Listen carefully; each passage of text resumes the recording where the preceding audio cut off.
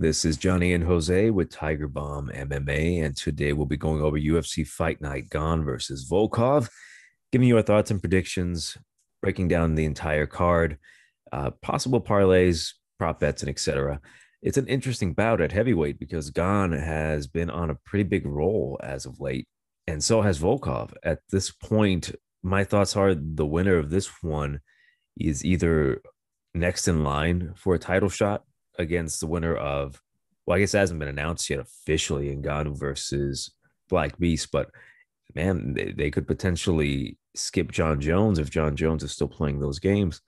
But we'll get started with the first fight of the night, which is at featherweight. Andre Fili versus Daniel the Pit Pineda. Currently, the odds are minus 225 for Fili, the comeback on Pineda, plus 190. Interesting little bout. Both of these guys are coming off of a loss, one more so being devastating compared to the other. Touchy Feely, he had a pretty good back and forth fight with Bryce Mitchell his last fight. I believe it was in Halloween of 2020, because the reason I remember that is that's when Anderson Silva got knocked out by Uriah Hall, and I was in Portland, Maine at the time watching these fights in a shack. And for Pineda, he got destroyed by Cub Swanson. He made Cub Swanson look amazing that fight. And I won't spend too much time on this one. I think Fili does take this one. I think he's a rightful favorite. The odds, I'm not a huge fan of, just because Fili, he can get grapple fucked sometimes, as we saw with Bryce Mitchell. But then again, Bryce Mitchell is one of those guys. He's just relentless. I don't think Pineda will have the ability to keep him down, even threaten with legitimate submissions. It's going to be a striking battle primarily. And if it does go to the ground, I think Fili's going to be the one that initiates it. If Pineda happens to hurt Fili, I think Fili will go for the takedown, and I think he'll successfully get that. All those years training with Uriah Faber and Team Alpha Male will pay off for a bit. So I'll go with Andre Fili to win this one I'll go by decision. I think it'll be pretty close on the feet. I don't think Pineda will get knocked out, even though he did get knocked out his last fight. So I'll go with Fili by unanimous decision, 30-27. I agree. I think Fili, I don't think this is going to go to the ground. If it does, I think they'll scramble. Well, one of two things is going to happen. Either they'll scramble back up, or actually, if it does go to the ground, it's only because they both tripped or something, or one of them tripped and the other one, as he was trying to strike with them, tripped over whoever tripped first. Yeah, don't really have much more to add to this. I think Fili's going to take this 30-27. Could, Pineda could take maybe first or I'd say third round. But I would say Fili should have this in the bag. This should be Fili's fight to lose. I'll take him by decision. But actually, speaking of Silva, Silva is boxing Julio Cesar Chavez Jr., who missed weight tonight. So quick prediction on that. I'll take Anderson Silva. I don't think it's an exhibition. Is it an exhibition fight? I don't think so. I think it's a legitimate boxing match. Well, I wouldn't. Let me rephrase that. It is a boxing match. It's not a YouTube. It's not a YouTube. Clown match or anything. Yeah, I'll take Silva by decision. So quick prediction on that. Yeah. Did you hear about the miss weight from Julio Cesar Chavez Jr.? Yeah, that's why I'm taking Silva by decision. No, I mean, but his explanation for it. No, He's like, "Oh, I didn't miss weight. I assumed that we were fighting at middleweight via MMA rules because of what Anderson Silva, him being an MMA guy. He's like, oh, I thought it was 185. That's why." I'm like, you fucking moron. The legacy continues of Julio Cesar Chavez Jr. That explains it. Yeah, Yeah. That makes sense. That's pretty funny. That just reminds me of raising Gazorp Azorp. For some reason, it's like Morty obviously would be Cesar Chavez Senior, and then. But anyway, I'm getting sidetracked there. Back to MMA though. Actually, that would be a more, speaking about raising Kozorpus up would be a more exciting proposition than the next bout. Well, actually, for the next bout, I took a second mortgage on my house because I'm betting it all on one of these ladies. At bantamweight, we've got Raging Panda Julia Avila versus Jojua. That's not Jojua. I always get confused. Julija Storliarenko. Currently, the odds are a delicious, delicious minus 375 for Julia Avila. Oh, man, that's fantastic. And for Storliarenko, plus 280.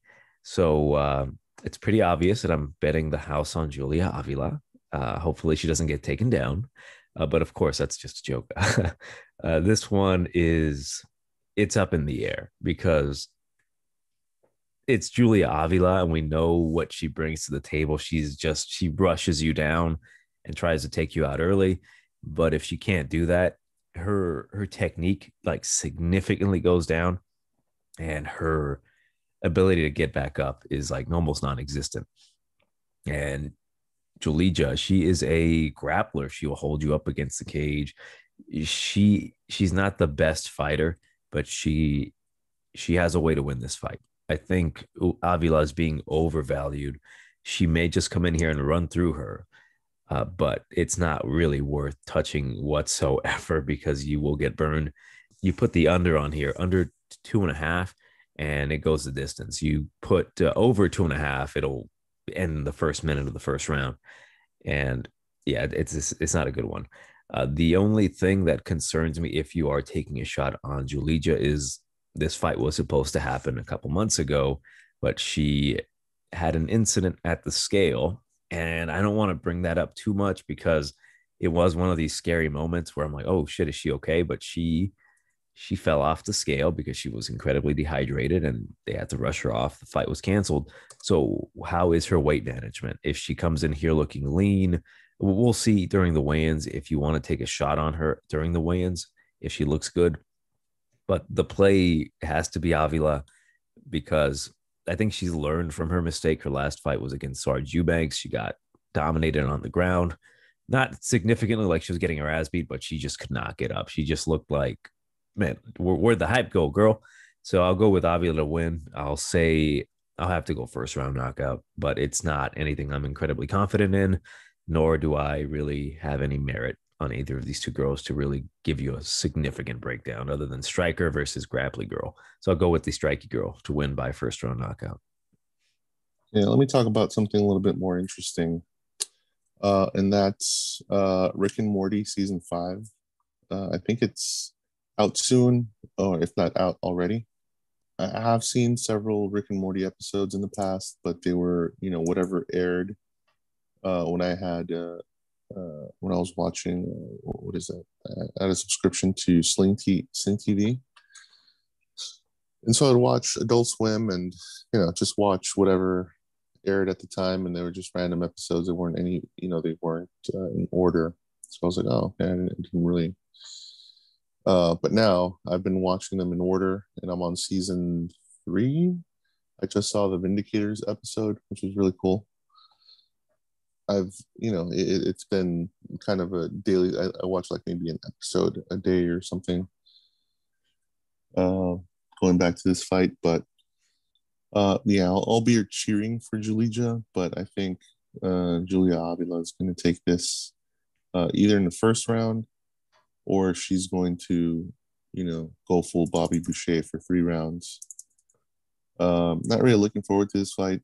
I just don't really want to talk about this fight because I absolutely hate Julia Avila. Our next bout at lightweight, we've got a rebooked fight between Yancy Medeiros and Damir Hadzovic. This one was to take place a couple weeks ago, but now it's on this card. And currently the odds are minus 150 for Damir. Yancy comes back plus 125. And my play back then was Hadzovic. It hasn't changed today. Yancy's been on a pretty bad skid, and he's been knocked out multiple times. Cerrone really made him do the chicken dance. What was that, 3 years ago? And I guess that was 3 years ago. It seems a lot fresher in my mind. His last loss was against Lando Venata. He did not look very good there. For Damir, I think although he's the older guy, I think he has a little bit more gas left in him. He hasn't taken as much damage. His last loss was against Moicano, where he got immediately taken down and submitted. And the funniest thing, the best part about that whole fight is that Moicano was like, "Hey, I wish we could have fought longer." And Hadzovic is like, "Well, why the fuck did you submit me then?" It's like, what an asshole. It's like, yeah, like, why are you gonna tell the guy you just beat immediately, like, oh, I wish we could have fought longer? And the guy's like, then you shouldn't have fucking taken me down and submitted me. Um, it's a tough one, really. It should be back and forth. I think Yancey is the better fighter, but Demir, he hits hard, and his chin, I would say, is a little, it's better than Yancey. So I'll go with chin over overall stats. So Demir Hadzovic to win. I'll say I'll say first round knockout. I think he catches Yancey and hurts him and then just puts him out. Maybe Yancey's not all the way put out, but it gets stopped quote unquote prematurely. But I think Yancey gets rocked again and taken out. So I'll go with Hadzovic to win this one first round knockout. Yeah, I'm going with Demir as well. But I'm going with second round TKO. Just due to the fact that Yancey is on his way out. I think this is going to be his. He's going to get his ticket punched to Bellator or what's the other one? PFL or wherever. Or actually, no, wait. He's out of Hawaii, so he might go to one championship. So he might be a future one championship title contender at this point. Yeah, he's fought his last three fights have been 1 year apart, so he's not doing all that great. I mean, Hadzovic isn't really all that much better, I would say. His last two fights were about a year apart, so each of these guys has been out for well over a year. Um, yeah, I don't know, man. Hopefully, these guys come back in, at least in good shape and provide a semi-exciting fight. Uh, but yeah, I have to go with Hadzovic, man. Medeiros is on a slippery slope out the door. He's like, yeah, it's like almost somebody buttered the slide for Yancy Medeiros on his way out at this point.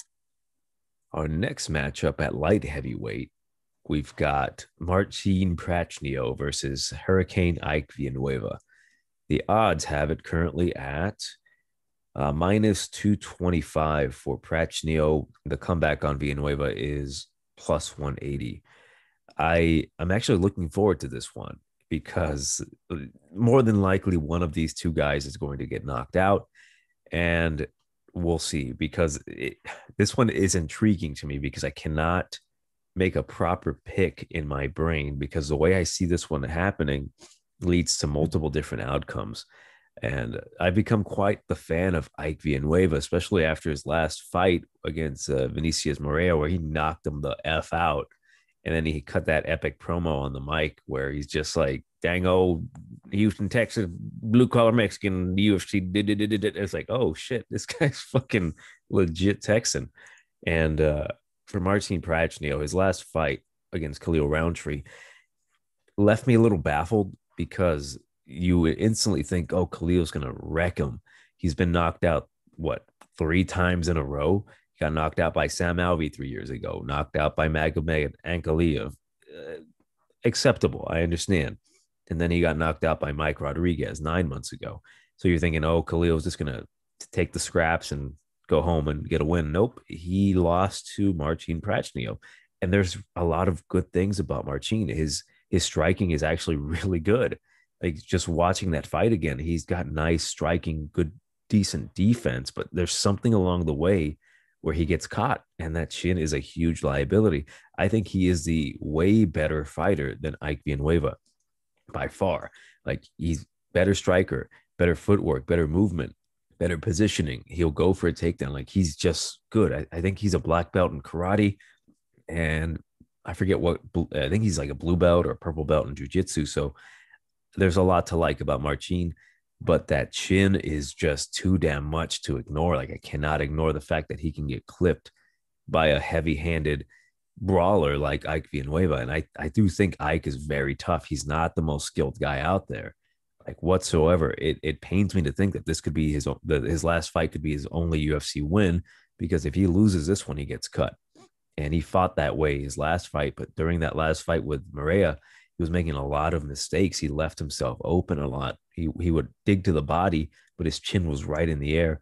So it scares me to think like, man, this is a coin flip. The odds should be a lot closer because of that, because of the possibility of a knockout on either side. Because again, Prachnio, I think he can knock out Villanueva, but Villanueva's chin is just a little bit more solid. And by a little bit, I mean superiorly solid. Prachnio, I don't have any confidence in. If he continues to protect his chin, use his movement, I think Prachnio wins this one. I even think he can knock out Ike. But if these two guys get in a firefight, if Ike pushes the action and he goes forward and he eats one to land one, that's some scary shit right there. Especially if you're betting Marcin. I might even potentially take the under if it's under 2.5. It's a tough one, really. I'll go with the underdog. I'll go with Ike to create those moments, and Prachnio has to attack it. I don't think his boxing is that great for Prachnio, but his overall striking is good. Nice side kicks to the body. Ike's striking it's okay. He's primarily a boxer, but if he lands that overhand right, Marcin's gonna get knocked the f out. I'll go with Ike just because. I'll go with the dog. It's a tough one. I got no read on it. Anything can really happen on this one, but I'll go with Ike Villanueva to win this one by I'll go second round knockout. Yeah, this one's tough. I mean, what I picture happening is Ike coming out strong in the first round. And I'm hoping Marcin has learned his lesson and learned some basic boxing defense. Because I don't think Ike is going to throw, these fancy or even basic head kicks or front kicks to the face or anything. He's going to try to, I hate saying the name, but just for reference, like Brendan Schaub this fight, which is, throw technique out the window and just throw overhand Chuck Liddell like haymakers, hoping one lands over and over. Actually, no, I shouldn't have said Brendan Schaub. I don't want to give that scrotum snuggler any undue publicity. Not that he's gonna get publicity from us. Nobody's really gonna go like, oh wait, who's this Brendan Schaub fellow? I should go check him out from our channel. Yeah, man, I really dislike that guy. I saw a video. Well, not to get into it too deep, but I saw a video of that guy congratulating Logan Paul for his quote unquote win against Floyd Mayweather.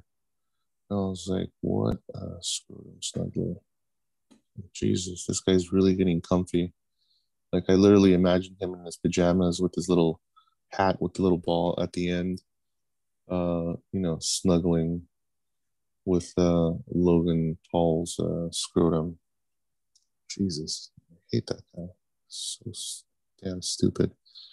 But anyway, I lost my train of thought there. I picture Ike, as the referee, looks at both men, asks them if they're ready to go. They both nod. And then Ike looks across the octagon and pictures, Tina's head and wild hairdo on Marcin. And then, just time travels back to the 1960s and 70s. And be like, hey, Tina, come over here. And okay, I don't know if that made any sense. Nobody probably knows who.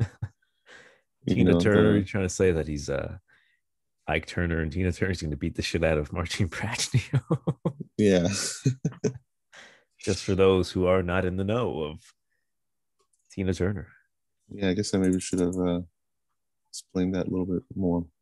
Anyway, it'll make sense for those of you who know the drama between Tina and Ike.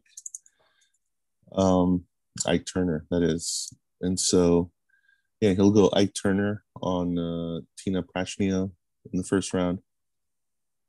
But I shouldn't say I'm hoping, but here's hoping that Marcin has learned basic defense, how to avoid those haymakers.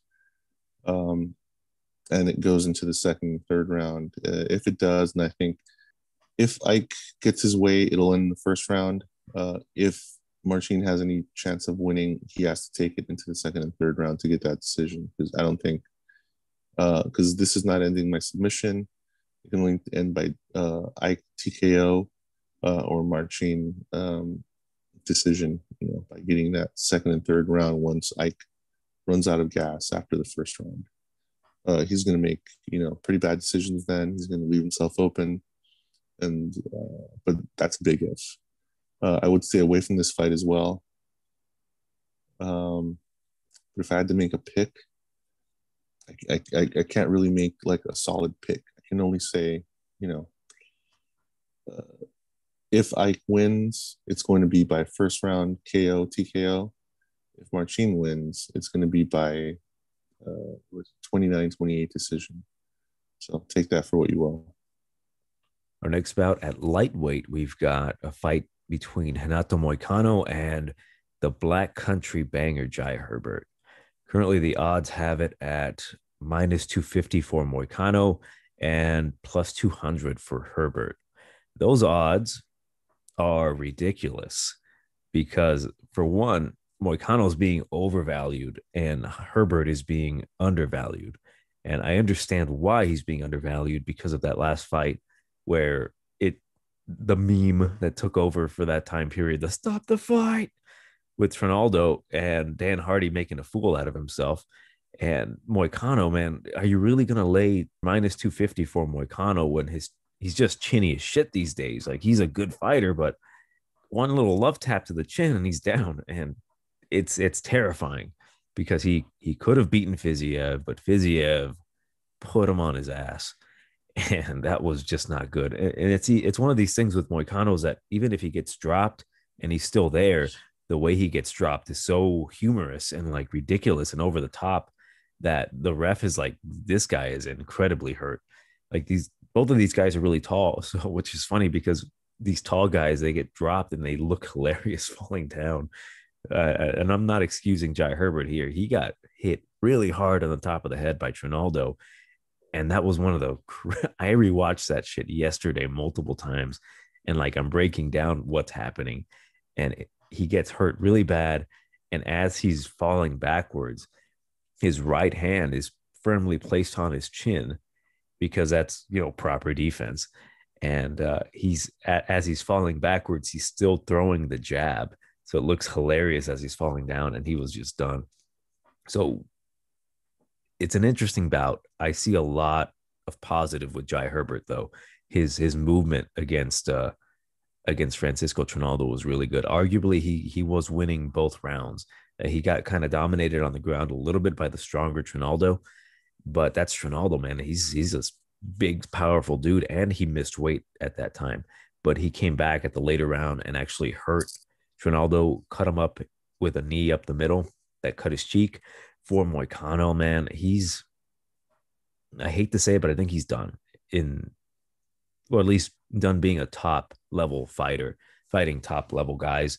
And it looks like this could be Jai Herbert's time to not only get a UFC win, but to solidify that, hey, man, that last fight was just, I don't want to say a fluke, but you get caught sometimes, especially with experienced fighters, dangerous fighters like Trinaldo, because, man, he was putting it on Trinaldo. He was easily winning that fight.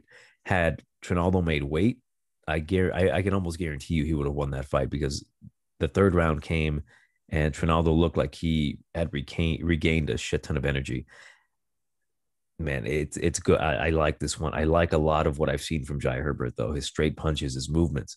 If he lands one of those straight punches that cuts through the guard of Moicano, that could be it for Moicano, man. It's interesting because Moicano has to take it to the ground. He should not be playing the game with Jai Herbert of the striking.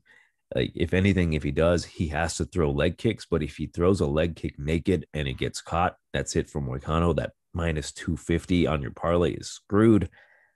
I just see a lot more value on Jai Herbert. He's really tall, 6'1", 77-inch reach. Like, Moicano's tall too, but he's 5'11", and he's got a 72-inch reach. it's an interesting one because again, Moicano has to take it to the ground as he did with Damir Hadzovic, but Jai Herbert's not just going to let that happen. I think his takedown defense is pretty solid, and his ground game is not too bad either. He took Trinaldo's back in that fight, and he didn't have the choke all the way in, but a couple adjustments here and there, he could have gotten it. I'll go with Jai Herbert at plus 200. I'm giving it a shot. I'll go Jai Herbert. I'll go first round knockout. I think Moicano is going to make another mistake. He's going to get caught.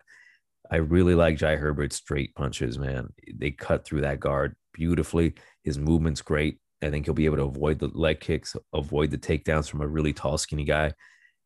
And he should find that chin. And unfortunately, Moicano gets knocked out again. And we'll see what they do with him because the way he's been losing, it's not a good look. And they might end up cutting him. But again, I go Moicano, or not Moicano, Herbert to win. First round knockout.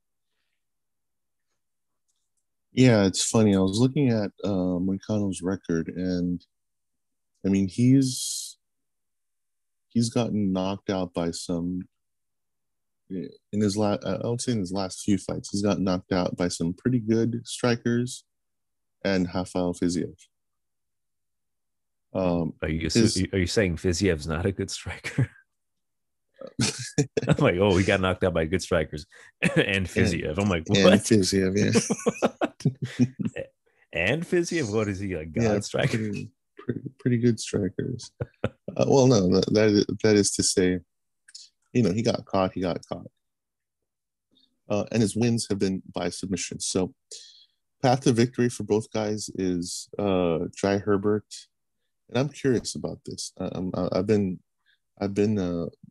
pondering this the entire time you were kind of breaking down the fight. Mm-hmm. But so is Jai Herbert a black guy in the country looking to do some banging, or is he banging in where they call what they call the black country? I'm curious. Either way, I'm good with it.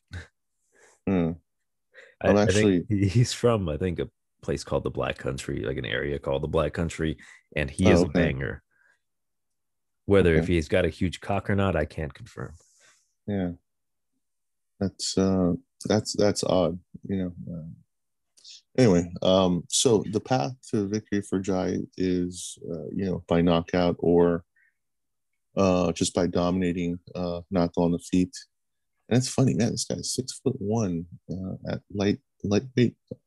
I read that wrong at first. I was like, oh, these guys are fighting at light heavyweight because I saw the height. This guy's 6 foot. Damn, that's pretty tall for. But Hinato's not too short himself, but still 6'1". That's pretty crazy. 77-inch reach. He should, by all account, dominate on the feet, and that's what I see happening. I see him getting possibly a TKO, but more than likely just dominating him to a decision. And then Hinato, his record isn't bad, 14-4, but the quality of his performances as of late haven't been all that great. I don't see him getting the submission here. So, with this loss, depending on what his contract looks like, yeah, he may be out the door. Either this loss or maybe one more. I don't know. Who knows how generous the UFC is feeling with this guy. But I think he's more than likely on his way out. I think his better days are behind him.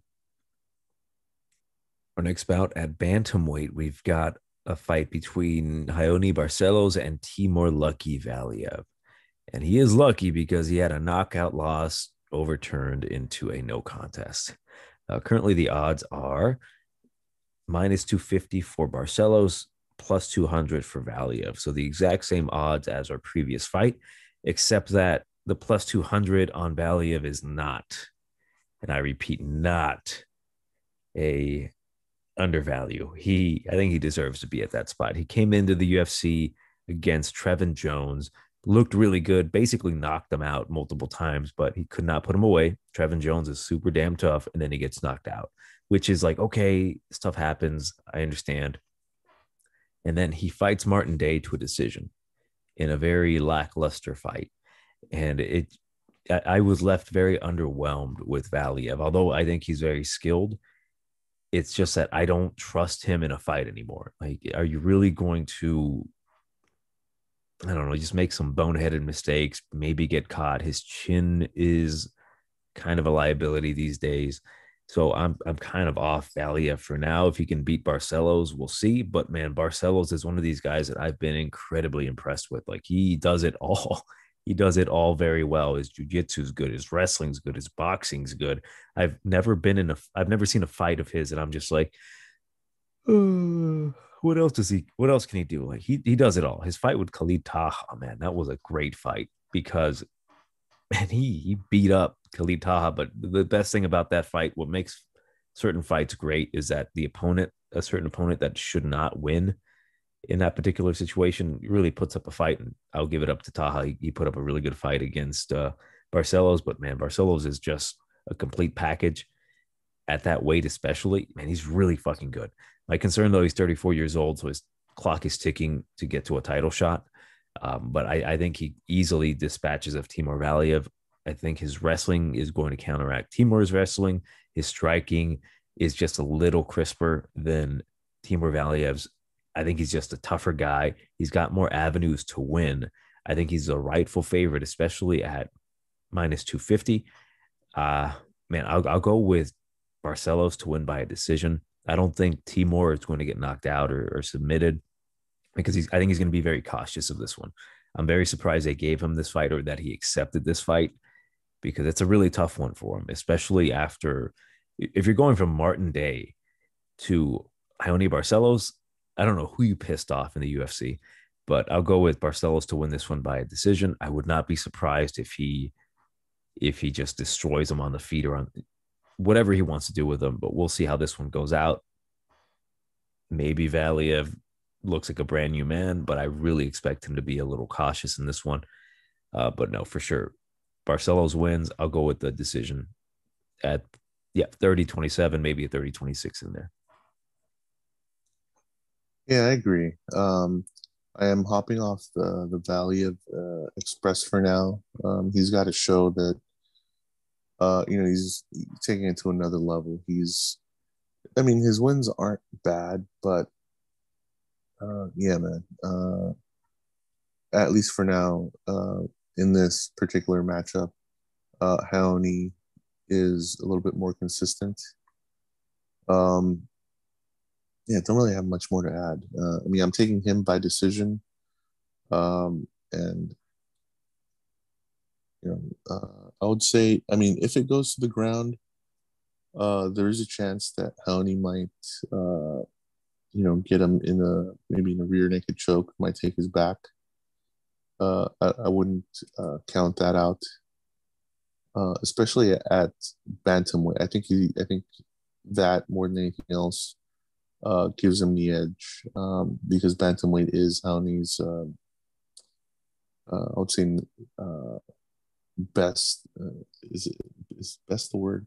Maybe most, or the weight class where he's going to have the most success. So I'm taking Haoni by decision, but I wouldn't count out a possible submission if it goes to the ground. Our next bout at featherweight, we've got a fight between Charles Boston Strong Rosa and Justin Guitar Hero Jaynes. Currently, the odds have it at minus 175 for Rosa, Justin Jaynes plus 145. Funny story, not about the fights, but about Boston. I went to Northeast, like Boston area, New Hampshire, and for whatever reason, I decided I want to give myself a Boston accent or whatever. And to the point that, like, when I came back home, I could not get rid of it. I just thought that was funny. I just kept doing like, the fucking Dodgers are losing again. I'm like, the Dodgers are losing again. How upsetting. But anyways, with this fight, it's interesting because Justin Jaynes, he's got power. He's got a lot of power, but that power is easily negatable if you know what you're doing. And Charles Rosa, he's got the submissions, he's got the toughness, He is Boston strong for sure. It's just that he's not one of these guys that you can really count on 100%. Like I can see him getting knocked out despite the fact that he should win this one pretty damn easily. He should take Justin Jaynes down, either control him or get the submission. My concern with this one though is that with Justin Jaynes, he does lose by submission or by knockout. And his last, I'll go over them. Gavin Tucker, they fought on the feet. He ended up getting dropped and submitted. Next fight, Gabriel Benitez got knocked out, knee to the body. So competent strikers. And then Devontae Smith stopped him with a doctor stoppage. His eye just got busted via strikes. My concern with this one is that Charles Rosa, I don't think he has the power to keep Justin Jaynes away from him. I think he has to go for the takedown. And I think Justin Jaynes knows that. And I think he's strong enough to defend some takedowns from Charles Rosa, which, like, my pick is Rosa to win this one at either a submission or a decision. But I am really concerned that Justin Jaynes is not going to have any respect for Charles Rosa and then just walk him down, cut off the cage, and maybe land a shot that hurts him. Like, Charles is tough. He's got a pretty decent chin. It's just that it does worry me that Justin Jaynes, despite his shortcomings as a fighter, that he does have his hands are crisp enough with enough power to really knock out Charles Rosa or TKO him. Like, just drop him to the point where the ref has to stop it. So that is a concern. I'm going to stay the hell away from this one. Part of me wants to take a shot on Justin Jaynes for that reason. The fact that I don't think he's going to have zero respect for Charles Rosa. Like, if you look at these fighters that he fought Gabriel Benitez, he fought Devontae Smith and Gavin Tucker. These guys are way better strikers than Charles Rosa. Charles Rosa has his techniques, but they're not anything like impactful. Like, I can eat one on the chin. I'm like, oh, ooh, Charles, why'd you do that? So Justin Jaynes, I think he's just going to run through him at the very last. That's my concern, right? But man, he's just not the most skilled guy out there. He's this big, strong dude, but Charles Rosa is the play for me. But I would not be surprised if Justin Jaynes again walks him down and shows him who's boss that night. I'll have to go with the more skilled fighter, though. I'll go with Charles Rosa to pull out a decision on this one. At the very least, a decision. I really don't think he'll get the sub unless Jaynes gasses out, which he is known to do, which would lead to the decision, possibly the submission. Tough one. I'm again, stay away from this one unless you really have a read, unless you really like, hey, you heard that Justin Jaynes injecting himself with some steroids and EPO this fight. Yeah, go for him if you know the guy, but I'll go with Charles Rosa to win this one by a decision. Yeah, this is another one of these path to victory fights, in that Justin Jaynes is going to have that first round. He's I also dislike Justin Jaynes a lot. He reminds me too much of Julia Avila. He's like the male bald bearded Julia Avila, right? And it's funny. I pictured when you said you could take a shot from Charles Rosa on the chin and say, "Oh, Charles," I pictured Roger from American Dad with a bald wig and a beard, saying that, like, "Hey, Charles, why'd you do that?" In an MMA ring, as replacement, or not a replacement, as a ringer for Justin Jaynes on fight night. Yeah, so Justin Jaynes has the path to victory, and that's getting a first round knockout. If he gasses, which he most likely will, I doubt he's bothered sharpening his technique and applying any sort of patience and whatnot to his game. He's probably going to go for the same type of win that got him any sort of notoriety against Frank Camacho in his first fight. Funny enough, that was only 11 months ago. So in the past, it's been less than a year that he's gotten 3 losses and a win because it's been all downhill from there. Because he got exposed by Gavin Tucker. Funny enough, I thought Gavin Tucker, um, or after, or I should say that that was the fight where I was like, wow, Gavin Tucker's the real deal until he wasn't. Um, Yeah, that was the fight where I thought, hey, Gavin Tucker's got a pretty decent chin. He was able to survive the punches of Justin Jaynes. And then I'm like, oh, you know what? I'm gonna pick him against Ige. Yeah, that'll do that. That's a good move. And then boom. yeah, I'm like, what the fuck? exactly. Gavin, what happened? Where's your chin go? An asshole, man. Apparently, he forgot his chin in the locker room. Forgot to strap it on. Take that for what you will. Um, he forgot to strap it on. Yeah. So if Justin Jaynes, Dustin doesn't get that first round KO TKO, I think Charles Rosa should have enough to uh, pretend he won the fight and get the decision in the second and third round. By jabbing at the air and grunting a lot as he throws a straight hand or cross behind that. I'd stay away from this one. It's no clear cut decision here, I think. But so, if you're going to pick one or the other, I'd say, if you're going to go with Justin Jaynes, I'd say, maybe go with the TKO prop. That might be a better way to go, or the under. But if you're going Charles Rosa, I'd say go with decision and probably be over going with him. Not only that, but he's in his last five fights, probably going back more, but realistically, his last five fights, he's alternated wins and losses. So he's set for a W this time. And that I think that should be enough to convince everybody. Our next bout at welterweight, we've got the return of Michel Prazeres going up against Shavkat Nomad Rakhmonov. Currently, the odds have it at, where did they go? Minus 250 for Rakhmonov, plus 200 for Prazeres. And I think that's very accurate. Very quick breakdown. Prazeres is basically 40 years old. His last fight happened about 2 years, 3 months ago. That's exactly actually when it happened. He fought Ismail Nardiev, who was primarily a striker. And that's when you kind of saw the cracks in Michel's game, because Michel's a strong guy, but he's 5'6" fighting at welterweight. He used to fight at lightweight. He got moved up because he could not make the weight. And then he surprisingly was beating guys like Zach Cummings and Bartosz Fabinski, which Fabinski's not like, oh my God, I can't believe he beat Fabinski. But to beat Zach Cummings, that was a bit surprising, especially, I don't know, he got a split decision, but I thought he won that one pretty easily.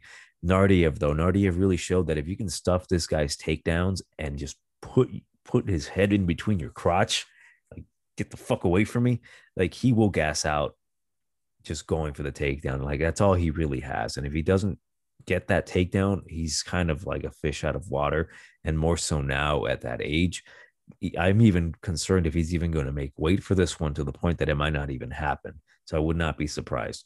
For Shavkat, everything to like about this guy. He's 26 years old. He's so diverse with his like striking and grappling. I think he's just so diverse that the United States government might actually invest in his diversity. He's 13-0. He does it all. I like what I've seen. His wrestling is good. He's a master of sport and combat. He's from Kazakhstan. He throws wild techniques. His favorite technique is the liver shot. Favorite submission is triangle. I just see this one being pretty easy for Shavkat. I think all he has to do is avoid the takedown. His takedown defense should hold up. I mean, Prazeres is a strong guy, so I'm sure he can get at least one.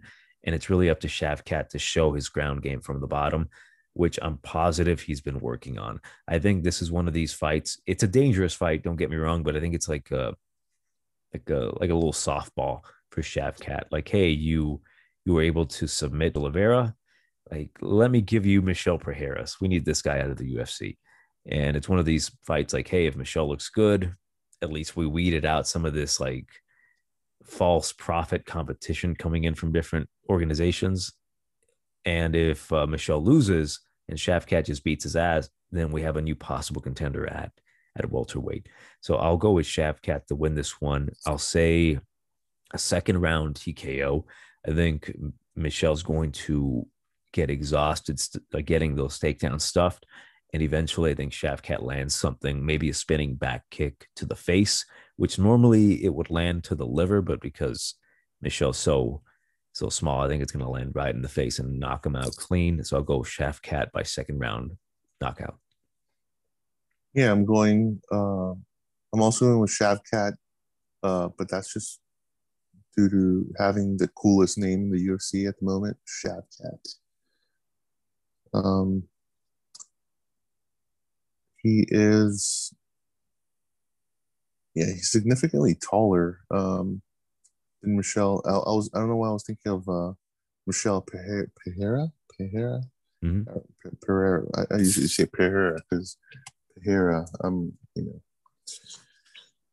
Anyway, but this guy is very good. He's got a pretty tall ceiling as far as him reaching his potential, his him being at his peak. What the hell is it called? His damn it, can't think of the word. But anyway, he's got several advantages over Michel, including height, age, and actually technique. Yeah, he's and he hasn't even reached his. Damn it, I'll remember the word. His it's like on the tip of my tongue. Is the word his prime? Yeah, his prime. There we go. Damn it! And I'm looking at. It's like staring me in the face. I'm looking at an advertisement for Dora the Explorer on Prime Video next to his picture. And I'm like, Yeah, I'm like Homer, Lisa needs braces, dental plan. Lisa needs braces, dental plan. Oh, that's funny. That's I had that Lisa needs braces dental plan moment. Yeah, I think Shavkat, he should get, if it goes decision, if somehow Michel can survive the 3 rounds, it'll go decision. But I think more often I see either a first round TKO or maybe a second round submission by Shavkat. Not really much else to add. But yeah, man, this is unfortunate for Michel. He's going to get starched. Before we begin with the main card, I'd like to ask, please like, share, subscribe, hit the like button if you haven't. Really helps out the channel, helps us grow, get to where we want to be, where we become famous sellouts. And hopefully we get to a point where we have to apologize for stuff on the internet for what we've done. Like, I'm sorry for calling a dumb whore. I'm like, oh, Jesus, get the channel banned and all that. But yeah, please like, share, subscribe. We really appreciate it. To begin the main card opener, we've got a short notice bout between Tanner Boser and Ovince St. Preux. Currently, the odds are not out yet. Initially, was going to be Marcin, what was his name? Grisham versus OSP, but Tanner Boser stepped in for Grisham. Now we've got this bout, and it's an interesting one because Boser just ended up losing a fight by split decision to Ilir Latifi. To be 100% with you guys, I bet Latifi on that one, but let's just say I'm very glad that my ticket cashed. But yeah, Tanner Boser looked good, except that his takedown defense wasn't where it needed to be to win that one, and he ended up just losing due to the inactivity of being on the bottom. And Ovince St. Preux, we know what he brings to the table, man. This guy is counted out so many times in fights, and he ends up winning devastatingly. Like his last fight, knockout loss to Jamal Hill. His fight before then knocked out Alonzo Menafield ridiculously. Fight Before that was a split decision loss to Ben Rothwell at heavyweight. Did not look very good there until the last, say, couple minutes of the third round. And then he gets a Von Flue choke on Mikhail Nzechukwu. You see kind of a pattern here, like loses to Nikita Krylov, beats Mikhail, loses to Ben Rothwell, beats Alonzo Menifield, loses to Jamal Hill. Does he beat Tanner Boser? That's left to be seen. We'll see how this one turns out, because I think a lot of people tend to overvalue Tanner Boser a lot because of his knockout win over Rafael Pessoa and his knockout over Felipe Lins. I firmly believe that Tanner Boser, he's a very skilled striker, but he's not the best fighter out there. I think between these two, Ovince St. Preux's the better fighter. It's going to be a tough one. I'd love to see the odds on how people view this one, but man, I want to pick Boser. I really do. I think he's getting better. I think he's really motivated to get a win, and I think he wants to get the knockout. But when people want to get the knockout against Ovince St. Preux, he's the one who knocks them out. So, ooh, I'll go with St. Preux to win this one. It's not a very confident pick. I pick him a lot sometimes, and it every time I pick against him, he wins, and every time I pick him to win, he loses. I picked him against Jamal Hill because I'm like, maybe this guy's not ready. Maybe the guy's not ready for these types of competition, but he was ready for OSP, just wasn't ready for Paul Craig. But yeah, I'll go with Ovince St. Preux to win this one. I don't know how he'll do. I think he'll probably get a decision. I think he'll land the bigger shots, maybe even go for the takedown. Hell, we might even see another Von Flue choke. But yeah, actually, I think I'm going to solidify that a little bit more. I think Ovince St. Preux will go for the takedown and then work his way to get the Von Flue choke. So I'll go with a second round submission for Ovince St. Preux. Why not? I'm actually going with Tanner Boser here. I think he's going to make his comeback win. And I don't know where was I last week that I missed this fight against Ilir Latifi. You didn't miss much. That's odd. Well, I mean, I didn't miss the fight, but I just missed the whole card last week. Where was I? Jesus. Was I abducted and just have no recollection of last Saturday? I mean, I recall being here and watching, but man, that's weird. Anyway, yeah, because I was like, that's news to me. And I was like, wait, when did he fight Ilir Latifi? But that was last week. Were you abducted by the same aliens that took GSP? Possibly. Like, yeah. I lay in bed and then I close my eyes and I wake up and time has passed. I'm like, yeah, GSP, that's what happens. That's pretty great impression. Yeah, I wish he had that sort of acting range in the Falcon and the Winter Soldier. That would have made his scenes that he was in a little bit more bearable. Because they actually, after hearing him speak English, you're like, you know what, just speak French. Everybody will think that you at least have, it'll not put the American public to sleep if you're speaking French. Like, oh, he's speaking French. But as far as here, I mean, looking at OSP's record, he's due for a win since he's been alternating wins and losses his last few. But I think OSP's on his way out, man. He's only winning against the bottom of the barrel guys, and he's been losing against guys that he should have been winning, because we all saw Jamal, what happened to Jamal Hill as of late. So it's like, how good, so how good really was Jamal? I mean, he's not bad, but it just wasn't his night.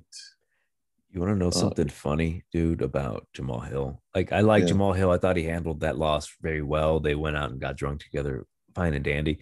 But I thought it was really funny that he said, I've got one of the best IQs in the game. And you know what this fucking guy does? He's like, let me grapple with the best submission guy in 205. And oh wait, he's got me in the mirror lock. oh, wait, let me go back into the fucking ground with this guy. And then he gets submitted. I'm like, what a moron. Like, that was one of the biggest boneheaded things ever. And I'm like, all right, whatever, dude. Good for you. Glad you're friends. Yeah. Yeah. He's like, oh, I'll let him buy me a beer with that bonus money that he just won. Oh, that's funny. Yeah. Um, yeah, I don't know, man. These are, two guys on their way down. More so, I'd say, the Boser Express is on his way out. I think. I don't think he's UFC caliber. I mean, he's got a lot of work to do. If anything, I think he'd make a good light heavyweight. Well, not good, but I think he'd make a better light heavyweight. I think he'd have a better run at light heavyweight than I think he would at heavyweight. But apparently, he can't stay away from those Canadian KFCs. That was brought up. Like, hey, why don't you drop down to light heavyweight? And I think he specifically said, like, why am I going to go down to light heavyweight when I'm the faster guy at heavyweight? I'm like, all right, fair enough. Yeah, I don't know. I think he's living in 2008, 2009. He thinks he's the Canadian King Velasquez or something. Um, but he very well maybe, we might not see him for another 2 years after this fight. Might take a 2 year break. Yeah, this one's a hard one.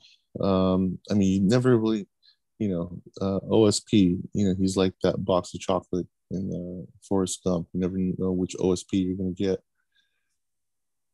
But I'll go with, yeah, it's tough. It's tough going with either guy, man. I mean, I think I'll go with the over for sure. But this is a coin flip in my opinion, because neither guy has showed, that they're ready to. Actually, no, I'm gonna go with OSP, and that's because Tanner Boser, he's not going to get a submission on OSP. I don't think he's going to dominate him on the feet. Yeah, looking at Tanner Boser's record, every time he goes up against what I consider, a more experienced fighter, with the exception of Ciryl Gane, he's Arlovsky and Ilir Latifi have been in the UFC forever, especially Arlovsky. But when he goes up against these veteran guys, he tends to shit the bed. So I predict,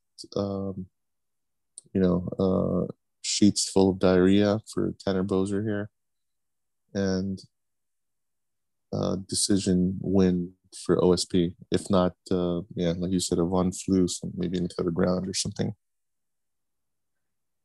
Our next fight at welterweight, we've got a bout between Nicholas Locomotivo Dalby and Tim the Dirty Bird Means. Currently, the odds have it at minus 165 for Means, plus 140 for Dalby. And talk about lucky when it comes to certain fighters. Nicholas Dalby gets starched by Jesse the Body Snatcher Ronson. And thank God for him, he had injected himself with some fucking steroids, or else that would have been a really bad look on his record. It is still like the footage is out there of him getting dropped by a lightweight and getting submitted. But man, that was a bad look. And then he comes back and he beats Daniel Rodriguez, which, funny enough, has a win over Tim Means. That was an interesting bout, I will say. The Daniel Rodriguez Nicholas Dalby fight.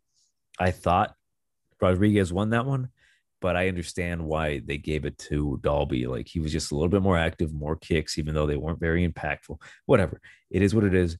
It's a fight between two guys in their late 30s, and it's comes down to who do you think is going to implement the game plan better. Dalby, he has some funky little karate kicks, tries to go for the takedown. And Tim Means, he's just a guy who puts it on you. He'll go after you. He'll attack with chokes if need be. It's an interesting one because both of these guys' chins I can never really trust. Dirty Bird Means was going to fight Danny Hot Chocolate Roberts. I forgot. Is it Saturday the 19th when we're recording this? So I guess on this card that's happening later tonight, he was supposed to fight hot chocolate, and now he got moved up here. So we'll see. It's a different look. It's a different fighter. It's a more winnable fight for Tim Means, I will say, and it's a more winnable fight for Nicholas Dalby as well. So it's another coin flip. It's going to come down to, I guess, volume. And if Dalby fights exactly the same way he fought Rodriguez, I think he's going to lose. I think he's going to lose based off of the volume that Tim Mean brings. His combinations are just so damn crisp. He's so fluid, and he's just so damn fluid in there. When he starts letting his hands go, it's a thing of beauty, man. Those combos he was landing on Nico Price were like, wow, like he is smacking up Nico Price. But we know what happened there. That just huge bomb knocked him out. I'll go with Tim Means to win this one by decision. I think he's just going to continue doing what he's doing. He doesn't need to reinvent the wheel. At the very least, he just has to sharpen up his takedown defense, and I think he can beat Nicholas Dalby. I wouldn't be surprised if he knocks him out. For Dalby, if you're on his side, the decision is always a possibility for Dalby, just because he's kind of sneaky with his strikes. He's a really good point fighter, as we saw with Rodriguez. His downfall, though, is if he gets a little too confident, as he did with Jesse Ronson. He's like, I'm going to run through this lightweight and solidify that I'm back after that rocky fight with Oliveira, where a lot of people thought he got really lucky there too, that he had the fights. I think the fight got stood up, if I remember correctly, and then he went for the takedown on Oliveira. He ended up getting the win. Yeah, I've not really been impressed too much with what I've seen from Dalby. But again, he can easily sneak out and weasel a decision. But I'll go with Tim Means just because of his overall game and his overall volume. I think it's just going to solidify the rounds each and every time. So Tim Means by decision. Anyway, don't have much more to add. Dalby, he hasn't really shown that he's any sort of dominant fighter since coming into the UFC. Sure, he beat Cowboy Oliveira, big whoop. And he has a win against Daniel. Is it Slower? Is it Daniel Slow Rodriguez? Or am I thinking of somebody else? That's Mike Rodriguez. Mike Slow. Okay, I'm thinking of a different Rodriguez. But still, that's Tim Means. I think Tim Means has shown in the past year that he's having a upswing in his career. But beating Laureano and Mike Platinum, what is he, 1/8 Nigerian Perry? Whatever he is, Daniel Rodriguez. He lost Daniel Rodriguez. Okay. Yeah, in the past 2 years, he's 3-2. He's only lost to, he lost Daniel Rodriguez by submission. All right, so Tim Means is lost by KO. Or he lost Nico Price and he lost by submission to Daniel Rodriguez. Yeah, I don't see Nicholas Dalby knocking out or submitting Tim Means. I see Tim Means just, as you mentioned, using his volume to dominate all 3 rounds and get that 30-27. He might even get a verbal submission out of Nicholas Dalby, where he just taps due to like, I don't want to take any more punches and bunches. But yeah, I'm taking Tim Mean. That was probably the worst impression of Nicholas Dalby. No, it sounds pretty accurate. Yeah, no, there wasn't enough lisp in there. I can't do that. I don't know, man. I can't do that lisp. It's like every time I hear, I read something that Nick Diaz writes, out of these MMA blogs or something. I always hear, I hear his voice reading, the reading rather I should say, I hear his voice as I'm reading, whatever is written that he quotes or something. And then that quote makes less sense. I don't know if that makes any sense. It's like the dog went outside. The dog went outside, motherfucker. Like, what? Yeah, exactly. Exactly. And it's like reading, I would say the only thing more painful than listening to Francis Ngannou on the Joe Rogan podcast is reading Nate Diaz's tweets. If you've never read Nate Diaz's tweets, it's not only bad grammar, bad English, but there's no punctuation. And so I'm like, wait, where does this sentence end and where does it begin? It's like, is it one sentence? Is it one long ramble? Is it two sentences? Is it? I spend more time trying to make sense of what I'm trying to read as far as grammar than I'm trying to understand what he's what idea or ideas he's trying to put out in his tweets, quotes, his interviews and whatnot. Dude, I literally see the subscribers going way down for talking shit on Nate, just because Nick Diaz Army.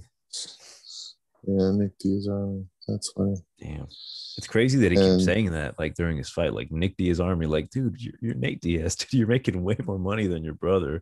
Like, yeah. I think it's time for you to say Nate Diaz Army, motherfuckers. I'm just like, yay.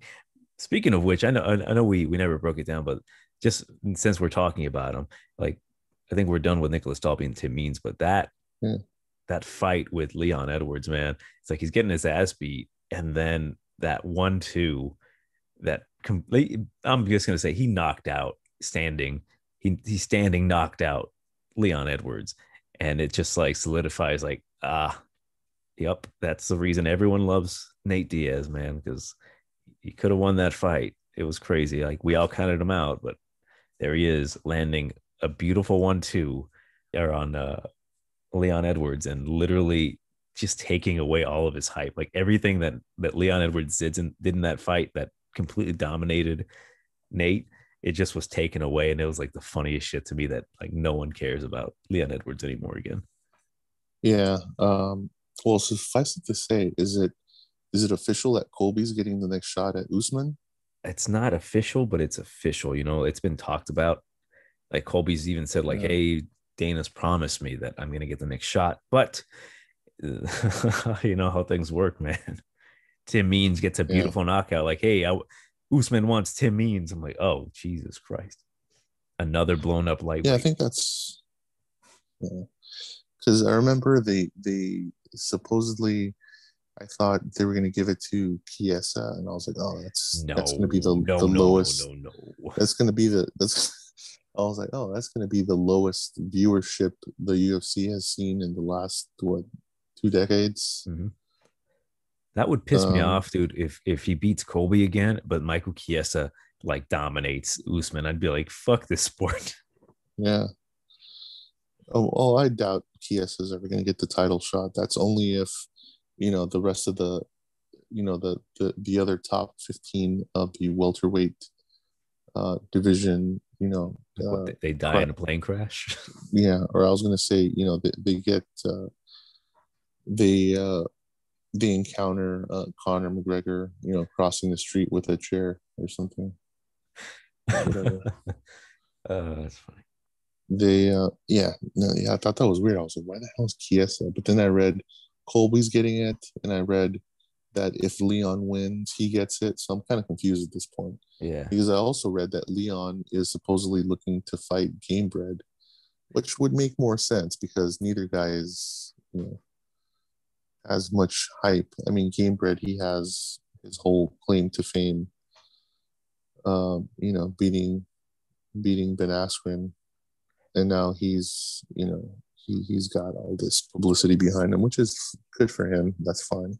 Well, did you hear about his Gamebred fighting bare knuckle championship bullshit yesterday? It happened yesterday. Yeah, man. Brock Weaver, he had a promo that he wants back in the UFC. Apparently, I have yet to see it, but I heard that it looked really good, so I have to go check it out. But suffice it to say, it was pretty interesting because in I forgot which fight it was exactly, but in one of the matches, one of the guys it's so funny. One of the guys runs across the cage, to do a flying knee on the other guy. In the bare knuckle fight. Mm-hmm. He missed. The guy moved to the side, but then the guy keeps running toward him. He double legs him to the ground, and then he starts beating him. And I was like, wait a second, I didn't know you could do that in bare knuckle. Yeah, it threw me off, right? You thought it was boxing too. Yeah. I thought I was like, oh, I thought it was only stand up. I didn't know these guys could take each other down or run across the cage to try to knee each other. That's insane. I was like, no, that takes it to another level. So, yeah. Anyway, yeah. So hopefully, the other bare knuckle, upcoming bare knuckle events, the guys take this to heart and don't just stand in front of each other. Not that that's not exciting, but it's like, hey, a takedown and ground and pound and bare knuckle would mix it up a bit. That'd be cool. And then moving on to our, looks like this would be the co-main event at light heavyweight, Danilo Marquez versus Kennedy Nzechukwu. Hope I pronounced that right. I've always had trouble pronouncing his name, but currently the odds have it at minus 120 for Marquez, plus 100 for Kennedy. And interesting bout because we saw what Kennedy did his last fight against Carlos Ulberg, where he, like, personally, like, I know the fight didn't look that great. Ulberg looked incredible in that fight until he gassed out. Like, his striking was really good. He was kind of beating up Kennedy, but from what I saw in my perspective, Kennedy was blocking a lot of those punches and he just bided his time. The only concern though is that although his defense was okay, he was taking some shots, but it wasn't anything devastating. He didn't really look too offensive out there. Like, he wasn't putting too much output. Eventually, when he did put the output out, he put Carlos out.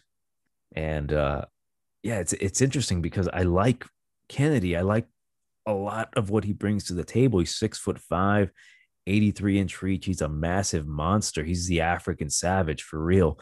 Like, if he just unlocks that eighth gate in his mind, he can just go out there and just style on people. It's just that man, like, it's a concern sometimes because he doesn't react well in the cage sometimes. Like, I hear a lot of his teammates saying, like, man, this guy's incredible in training, but he doesn't look incredible when he's fighting. And Danilo Marquez, he's been overperforming in my opinion. Like, I don't see a whole ton of great things from Danilo Marquez. He's got the good jujitsu. He decision Kadisi Brahimov. He just kind of laid on top of him and he submitted Mike Rodriguez. But Mike is another one of these guys. If he doesn't perform, he gets beat up, he gets knocked out or submitted. I will take a shot on Kennedy. I took a shot on him before at plus money. I'll do it again.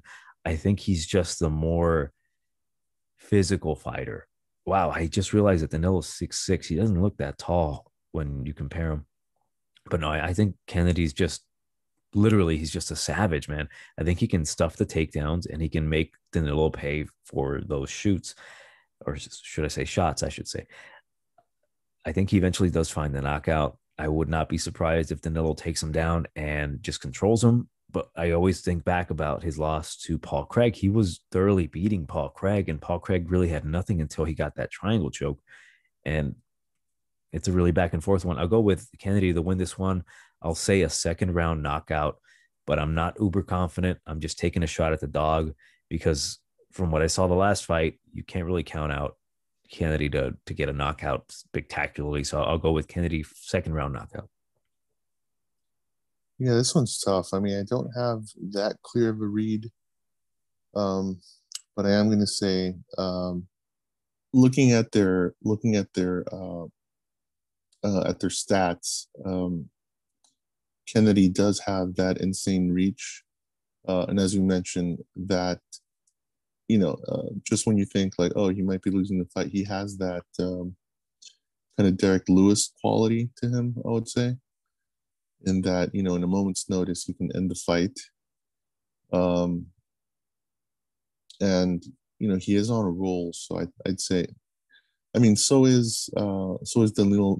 Then I'll just call him Marquez. I don't want to hurt my brain trying to pronounce his name at this point. Danilo. It's only Danilo. It's only three syllables, so I don't know what I'm saying. Um, yeah, I think Kennedy's probably going to get the, I would say, second round knockout at this point. I don't know if unless he bum rushes him and Danilo's um, I guess maybe he falls asleep or something in the first round, which I don't see happening. I think he's going to have enough awareness to kind of know what Kennedy's planning, and that's just living up to his nickname and just being a savage in the first round. I think he's going to be a little bit on the defensive on the first round, but come the second round, I think he's probably going to get caught and get laid out. And yeah, I don't see him getting a submission on Kennedy either. I think he's too big, too strong, and I think he's going to have that distance, to where he maybe won't get caught. But yeah, as of right now, I'm just going with Kennedy as well. By second round, I would say TKO. In the main event at heavyweight, we've got about between Ciryl Gane and Alexander Drago Volkov. Man, when I saw these odds, I was like, wow, it's a minus 160 for Gane and plus 135 for Volkov. And that's crazy to think and to see, because with the experience that Volkov has and the run he's been on, it's a little crazy that he's the underdog. Interesting. I've had trouble really having a solid pick because I see value on Volkov, especially at that plus money. But then again, I see a path to victory for Ciryl Gane, and it's a really close fight in my opinion. And there's just a lot of things that draw me back into reality sometimes. Like, oh man, Ciryl Gane, he's 8-0, so I'm like, that's bad. But he has been beating these guys pretty easily. That's good. He decisioned in a 5-round fight Jairzinho Rosenstrike and did not get touched really cleanly. And I'm like, that's good. But there were moments in there that didn't look all that great. And that's bad. That's bad. Glad you caught that. Volkov, on the other hand, he's 33-8. He's a big guy, 6'7", 81-inch reach. Crazy enough, Ciryl Gane has the longer reach, 83 inches. So dude has a massive reach for this weight, for heavyweight, and especially for a guy who is shorter than the guy who's nearly 7 feet tall. And man, it's hard for me to actually break this one down for you guys, because the way I see this is that either Volkov with his heavier weight is going to stop Ciryl Gane. I think that's a huge possibility. I think Volkov has the experience, he has the reach, he's got the technique, he's got the skill. I think he's the overall more skilled fighter between these two, because he's got a good ground game, his striking is good, his chin is like sky high, which is bad. But when I say that, is that he's just too damn tall sometimes, and you're going to have to start punching up. But with Ciryl Gane, on the other hand, he's a vastly improving fighter. Despite him being 8-0, he's shown glimpses of absolute greatness in there, like going for heel hooks on dudes when he doesn't have to. Like, just overall, his movement and his striking for a guy that tall, or for a guy at that weight, I should say, is very, very impressive. This dude moves like a middleweight, which is incredible. And the path to victory for Gane is, I don't think he can knock out Volkov.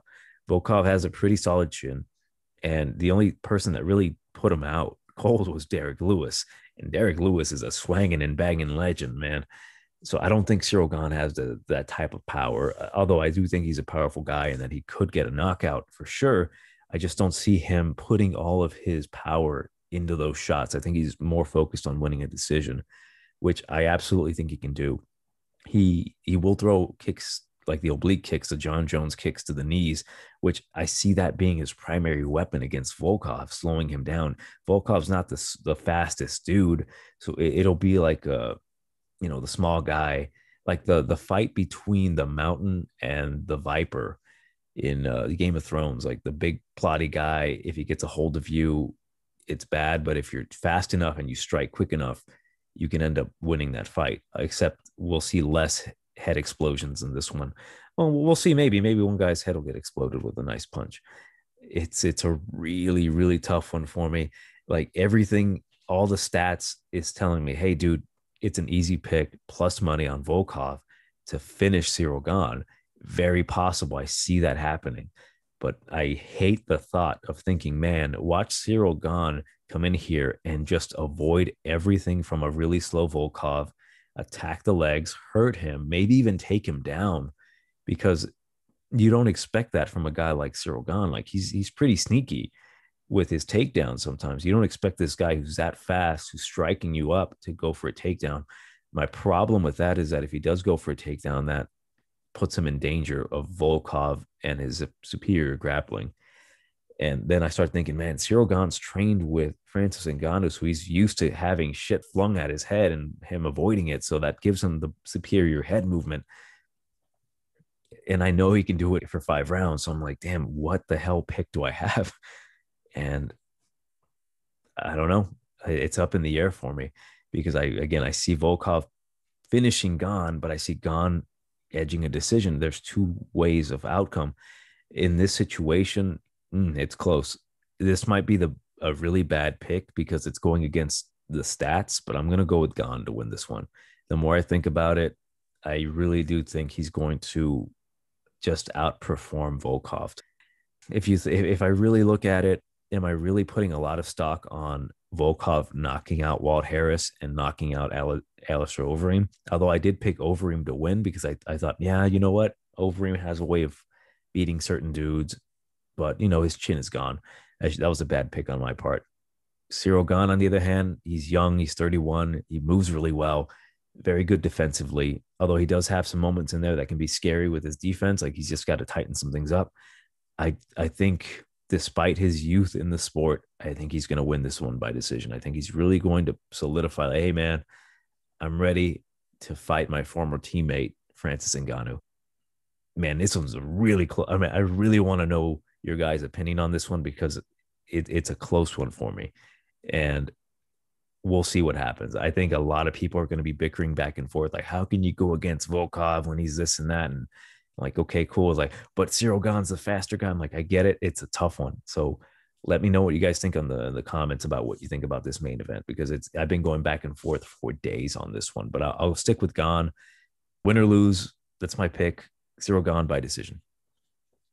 I'm actually going with Alexander Volkov, and that's just due to Volkov's experience. I think he has,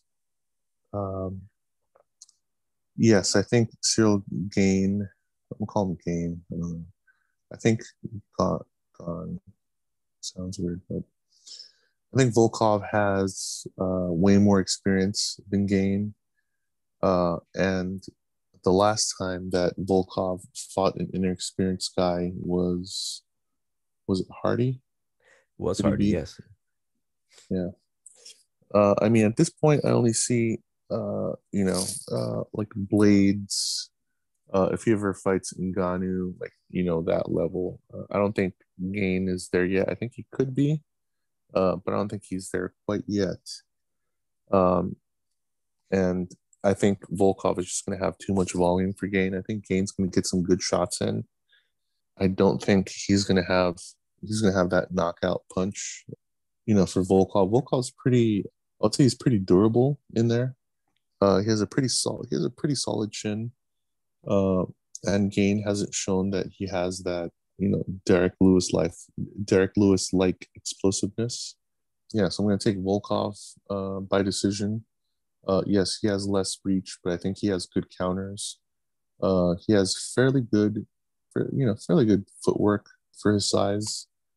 I think he's going to use his height to his advantage. I mean, it's not that much of a difference, but he is one tall guy, and he's just gonna, yeah. Don't well, but it's to say, Ciryl Gane. I think his ground game is underrated as well. I think he's got pretty good ground game, but I don't know if he's going to be able to get Volkov to the ground like what's his name, Curtis Blades did, at will. He might be able to. I don't know, but I think this is going to be a stand-up war. But I think Volkov is going to come out on top just due to his his volume. Yeah, so I'm going with Volkov by decision here. And I think Gane, yes, while he did get the W over Jair, but they were both two scared puppies um, in that matchup. They were just I didn't see two ruthless guys trying to knock each other's heads off. I saw two baby golden retrievers, nipping at each other's ears and whatnot. Pretty damn accurate. What's funny, I was going to rewatch that fight last night, but I refused. I'm like, you know what? I'm not putting myself through that.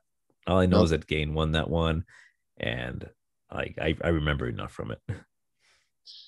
no. Instead of that, I would have said, you know what? You know what's going to be more entertaining? Brendan Schaub's greatest hits, which doesn't exist because he has no greatest hits in MMA or comedy. So Well, he's had some greatest hits put upon him, I'll say.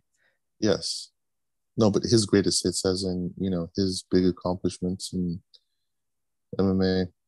I'd say his biggest accomplishment in MMA was not making us watch any more of his fights. The saddest thing, dude, is that he beat Crow Cop. He knocked him out. Well, but that's like, um, that's like what do you call it? That's like Tito, recently beating Chuck Liddell in their trilogy or something. It's like he's like, yeah, I finally got a win over Chuck Liddell. Yeah, that was It's like, embarrassing, dude. Like, yeah, I beat Chuck. I'm like, ugh, you yeah, suck, it's like, bro. bro, Chuck's on this, Chuck's on Social Security. How you gonna? It's like it's Speak tough. Go ahead. was gonna say, speaking of Tito, dude, like just to get off topic, like we're done with the predictions, but this is kind of funny. Remember when we were in Vegas and were you there when we saw Tito? And we were like, damn, this motherfucker's huge. And then you look up and they're like, oh my God, his head is enormous. It's like Yes. legitimately like you hear the legends of Tito Ortiz's head, but when you see it in person, it's like, holy shit, that thing's huge though. It's a melon. No, it's not a melon, dude. It's like a genetically modified super melon. It's yeah, it's I don't know if huge is the right description. It's like I would say it's equivalent to if you've ever run into like these really like these NBA players that are like forwards and centers or whatever, like Shaq, for example.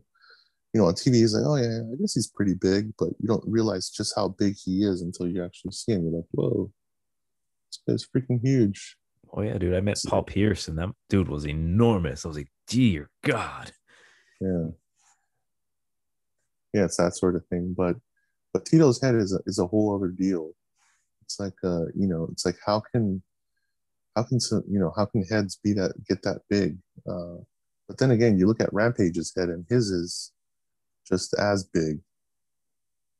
It's weird how some of these MMA guys have it's such like because his head wasn't that big. And speaking of which, Usman's head is getting pretty goddamn swollen too.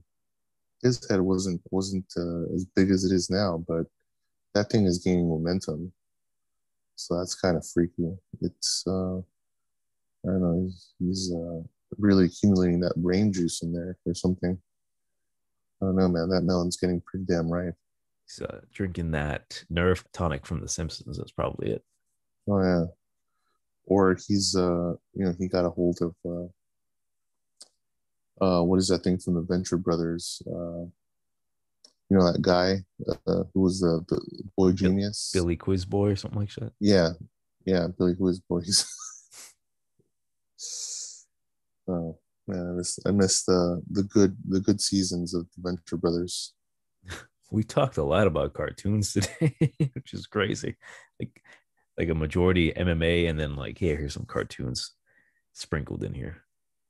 Yeah, well, Rick and Morty, season 5 is coming up, and that's pretty.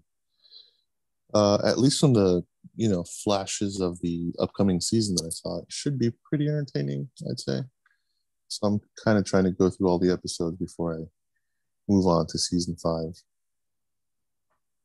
And those have been our picks for UFC Fight Night Gane versus Volkov. Let us know what you guys think in the comments below. Please like, share, subscribe, all that stuff. For real though, I want to know what you guys think about this main event because I've been driving myself crazy back and forth. Like I got Gane. No, wait, Volkov. Wait, no, Gane. So yeah, let us know what you think. That's been Johnny and Jose, Tiger Bomb MMA, and we'll catch you at the next fight.